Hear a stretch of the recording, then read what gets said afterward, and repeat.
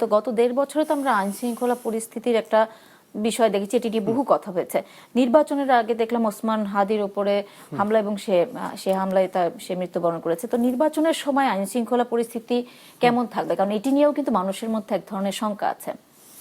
এটা খুব গুরুত্বপূর্ণ প্রশ্ন এবং এই একটা জায়গায় এই অন্তর্বর্তীকালীন সরকারের চরম ব্যর্থতার পরিচয় দিয়েছে। আমি এগ্রি করি যে ৫ই আগস্টের পরে যে অবস্থাটা ছিল সে অবস্থাটা একটা খুবই ক্রিটিক্যাল। আপনার একটা পুলিশ বাহিনী আছে, যে পুলিশ বাহিনী এর আগের যে কর্তৃত্ববাদী সরকার আছে তার পক্ষে এত নগ্নভাবে অবস্থান নিয়েছে, মানুষের এইভাবে হত্যা করেছে যে এটার আর কোনো লেজিটিমেসি নেই মানুষের কাছে, মানুষকে বিশ্বাস করতে পারছে না।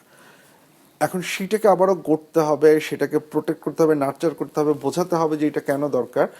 এটার জন্য আপনি সময় পেয়েছেন। এখন এই ১ বছর ১.৫ বছর পরেও যদি হচ্ছে গিয়ে সেটার কোনো গ্রহণযোগ্যতাটা আপনি তৈরি করতে না পারেন, সেটার দায়ভার সরকারকে নিতে হবে। এইটা হচ্ছে একটা।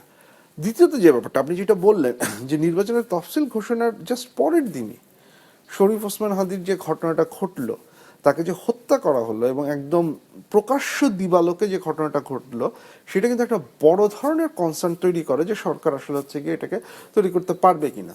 আমার ধারণা যেটা যে এই কনসার্নটা থেকে যাবে এবং এখনো আপনি দেখেন যে এখনো কিন্তু হচ্ছে বিভিন্ন হত্যাকাণ্ডের ঘটনা ঘটছে। আমি দেখলাম যে বিএনপির একজন কিছুদিন আগে মারা গেলেন, জামাতের একজনও বোধহয় হচ্ছে গিয়ে ইস্যু হয়েছে।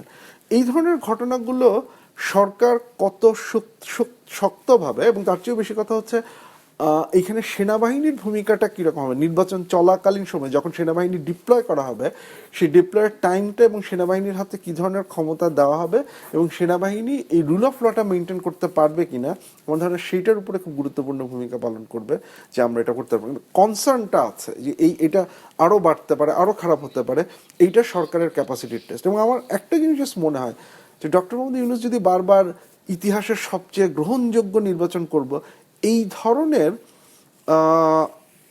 এই ধরনের আশা ব্যক্ত করার চাইতে উনি যদি একটা রিয়েলিস্টিক কথা বলেন, আমার মনে হয় এই ধরনের আশা যখন আপনি ক্রিয়েট করেন না, এক্সপেকটেশন যখন ক্রিয়েট করেন না, সেই এক্সপেকটেশন যদি ফেইল করে বা এক্সপেকটেশনে যদি সামান্য ঘাটতি হয়, তাহলে মানুষ অনেক বেশি রিয়্যাক্ট করে।